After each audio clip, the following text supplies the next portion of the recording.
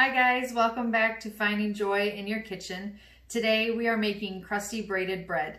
This is a basic recipe that can be transformed into many different breads. The ingredients you should have already in your pantry, so let's get started. So let's start with 2 cups of all-purpose flour. And next we're going to actually mix the yeast right in with the flour. This is 2 packages of yeast. If you don't have packages, remember 1 package is 2 teaspoons and a quarter, 2 1/4. So 4 1/2 teaspoons this is. And you don't have to use the mixer at this point. You just want to stir those 2 things together. I wish my bowl was clear so you could see, but we're just going to mix the 2.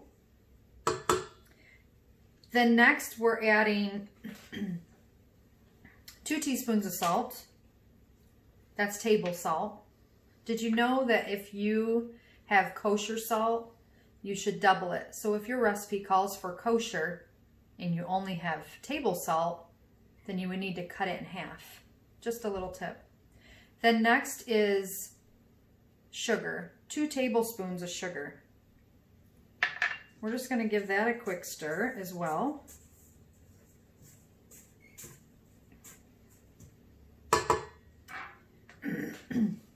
Next we're adding the warm water, lukewarm water, so in between 95 degrees to 110 degrees. And a 1/4 cup of vegetable oil. Now if you don't have a stand mixer, you can just use regular hand mixer for this step. We're going to mix these ingredients together, just on a low speed to start, for about a half a minute. Then once that's done, we're going to scrape the sides.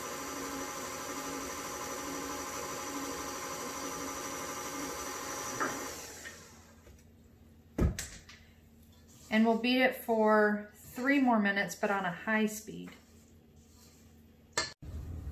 Next, we're adding the rest of the flour a little bit at a time, and we're going to hand mix it to start.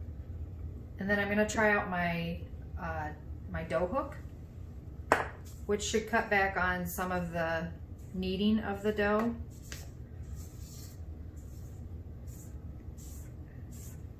And we're just looking for this to create a stiff dough.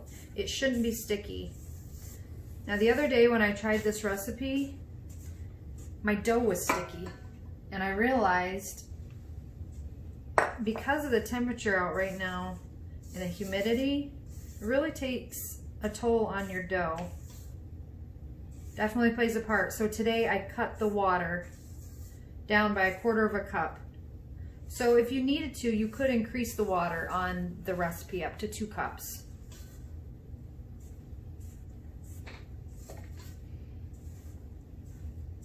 So we're just going to continue to mix in the flour, and it's going to take all of it.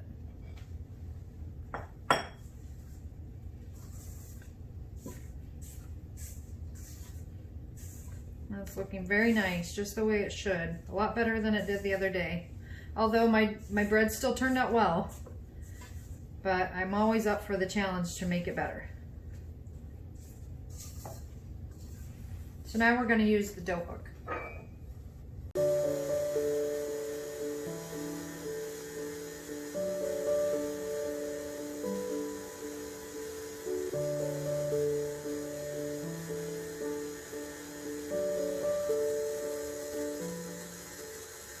So my stand mixer has done the magic today, and I have not needed to knead the dough. But if you don't have a stand mixer, that's okay. 8 to 10 minutes worth of kneading of the dough, and it shouldn't be sticky to the touch. Now I will tell you, while I was mixing it, I had to add a little bit more flour. So if that happens to you and you feel like your dough's too sticky, remember, you can't take it out once you put it in. So be gradual with your flour, a little bit at a time, a couple tablespoons, and then you're going to want to feel the dough.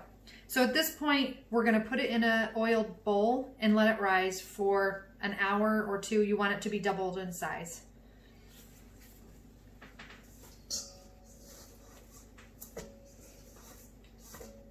Put it in a warm spot and cover it with a towel. The dough's finished rising to be double in bulk, so now we're going to cut it into 6 equal parts. And to do that, I'm just going to cut it approximately in half and then in thirds. Now today I'm actually going to make 3 loaves, but I'm going to demonstrate it to you just like you would if you were making 2 loaves. So you're just going to cut into 3 equal parts. If you wanted to go extremely technical, you could weigh the dough. I'm not doing that. Just cutting it into 3 sections. And then once you do this, it says that you should let the dough rest for 10 minutes. And you could use a pizza cutter, you could use a regular knife, whatever works best for you. And so now we're just going to let it rest. The dough's done resting. Now we're going to roll each piece. And you're going to roll them till they're about 16 inches. So just eyeball it. Doesn't have to be perfect. And I'm starting to stick to the counter. And as long as they're identical, that's fine.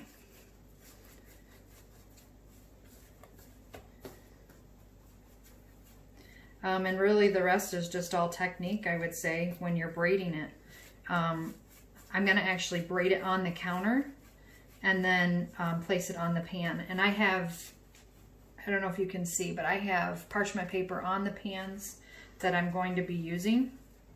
You can grease the pan too, that's fine. After we braid the dough, we have to let it rise again. And the next rise is for 40 minutes. So this actual piece that I selected, we're going to cut this in half because this is the one I'm going to start for my 2 small loaves because I'm sharing this bread today. So I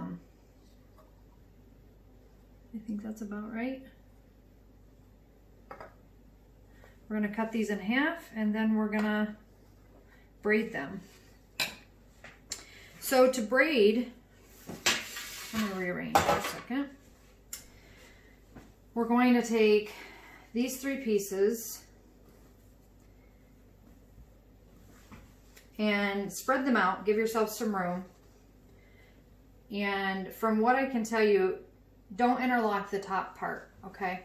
We'll do that once we're done. But you're going to braid it just like you would if you're braiding somebody's hair. And don't do it too tight because you want that dough to be able to rise. Okay? And once you have it done, then you can seal these parts and tuck them under. So it gives you a nice finished look. Okay? And then at the top, you can finish braiding.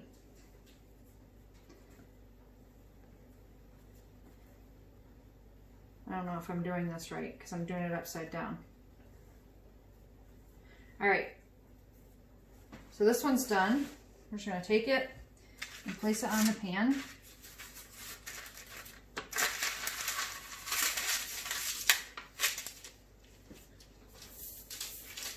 I'm going to get this other part ready. All right, now we're going to do the same with this other set.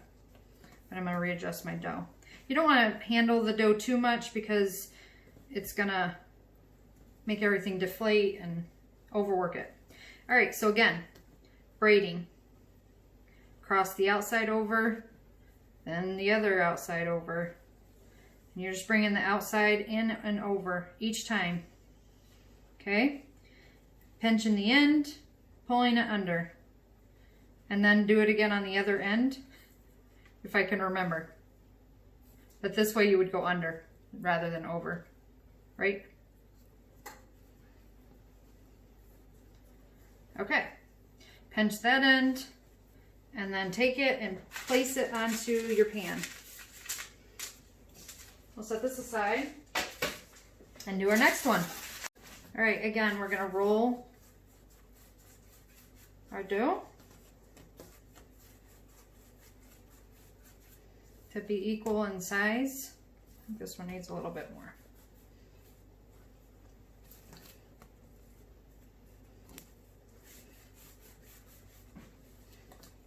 That one's not wanting to roll.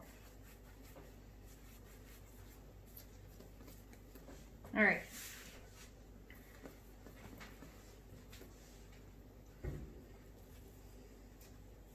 Maybe you're just put music with this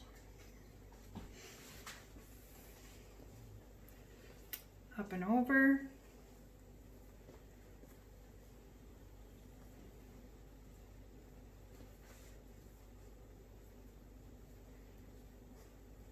If you don't have your strands far enough apart, it can become tricky.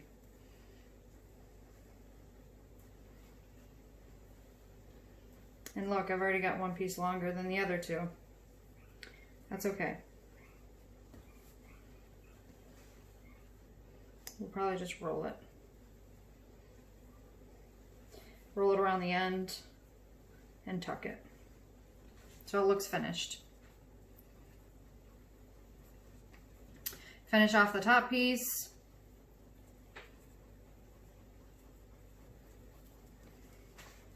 And now place it onto your tray. Now we're going to let these rise for 40 minutes and then put the finishing touches on them. The braids are done rising. I've taken off the covers that I had on them. I had a paper towel, wet paper towel on them. And now we're going to brush them with an egg wash.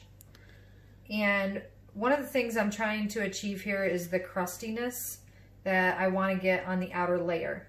And there's a few different techniques that we're going to try throughout the baking process. But first, an egg wash on all the loaves. And then at this point, you know, you could add something extra to your loaf. You could leave it plain. I'm going to do sesame seeds on the top of one loaf. You could try flaxseed. You could try everything bagel seasoning. I know a lot of people are into that. It's really just whatever you're going for in that bread recipe. Then once we have this done, we're going to pop them in the oven for a half hour at 375 degrees. And towards the end, if the bread tends to be rising, or not rising, but darkening, you can tent them with foil just to keep them from over browning.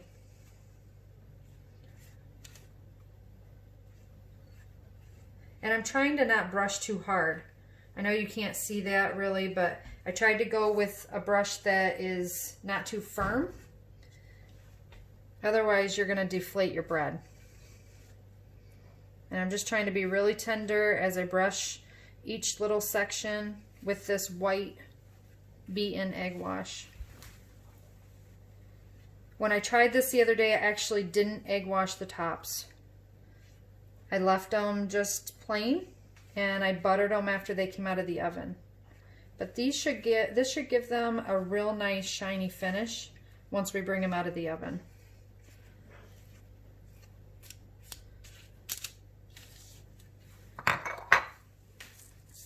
And I'm not sure about the shaker, so I'm just actually going to put it in my hand and sprinkle it with my fingers. Gives me a little bit more control. And this will give this loaf a nice flavor overall.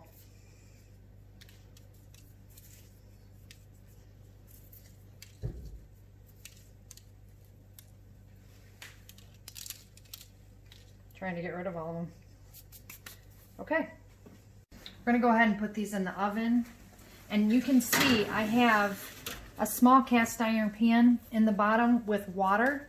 That's creating a steam in the oven. That will help us gain that crispy crust that we want to get on the bread. So pretty much what that steam is doing is it's capturing the moisture in the layer. So once the bread reaches 180 degrees, it's going to help facilitate that and hold in the moisture for the bread. It won't be soggy, but it will keep the inside moist, and the crust will get crusty. You may have seen when I was putting the egg wash on the bread that it was starting to deflate. I was hoping it wouldn't, or that maybe it would just fill back up again when it was in the oven. Not so much. So everything's cooled down and it looks good, but I know it could be better. So guess what? I've got more dough rising, and we're gonna do a take 2 and see how it works out the second time.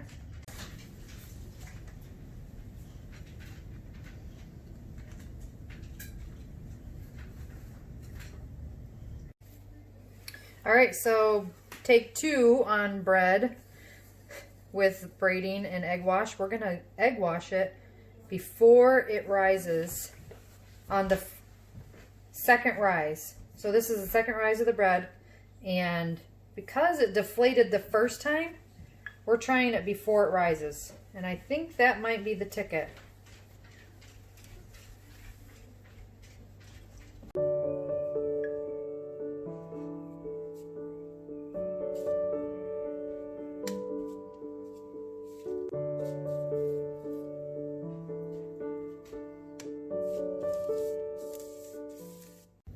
All right, take 2, going in the oven.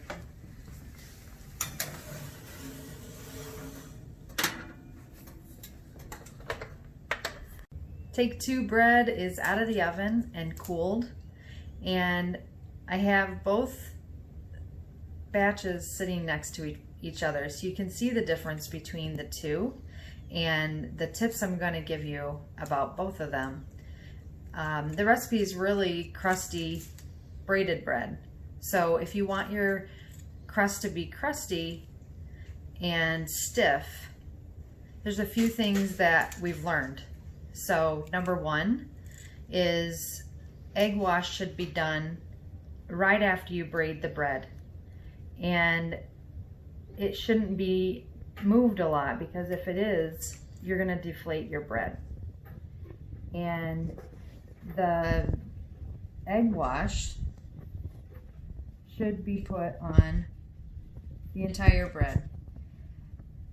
You can see on the first loaf where there's some bubbling, and that could possibly be overbeating of the eggs, and it definitely made a difference when we didn't egg wash the second time. But there's still a nice color and also a nice, I would say, like shiny texture to the bread. The other thing is, you should allow your bread to cool in the oven and shut the oven off when it's done baking, but crack your door. And if your door doesn't stay open, you can take your pot holder and fold it over and put it in the door, and that should prop it open, and it allows the crust to get crusty. So if you can hear the bread, it's hard on the outside, but it's gonna be nice and tender on the inside, which is what you want. And if you allow it to cool on the counter, the crust will get soggy, because what happens is, as the bread is cooling, it allows moisture to come into the air. And if that moisture comes into room temperature air, it can cause your bread to get soggy.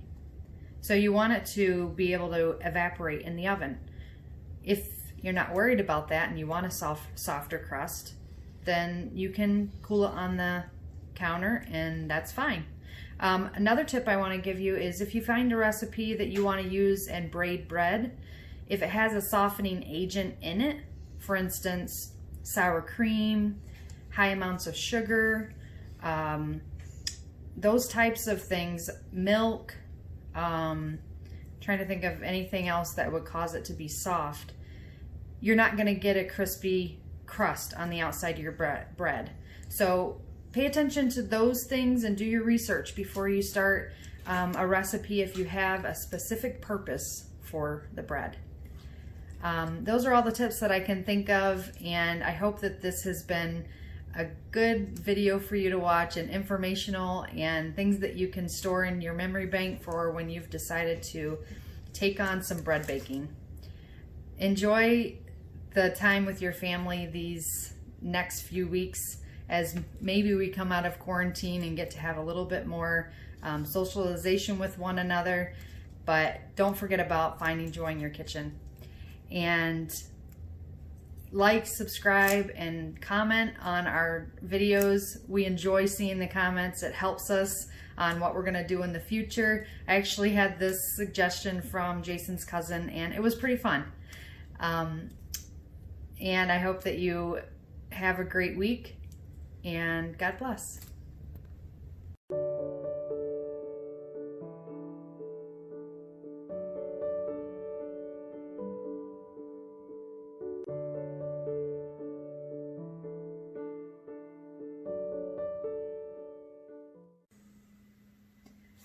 Welcome back, guys, to Finding Joy in Your Kitchen. Today I am sharing with you a basic bread recipe that's a braided bread, and we're going to work on the outside edge. Today we are making crusty braided bread. Today we are making crusty braided bread. Your lips are moving. Today we're going to make crusty braided bread. Crusty braided bread. Crusty braided bread. Crusty braided bread. This is a basic recipe that can be transformed into many different things. So it's a great thing to start with. But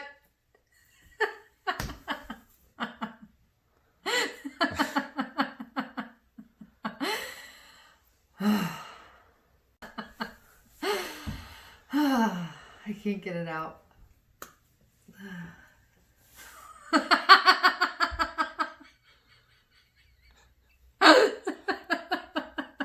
Maybe you snort a couple times or something and just get it over with. Okay, I'm trying. Into many different types of bread, and we are gonna enjoy this little... Oh my gosh, you are... What is going on? No. Let's get started.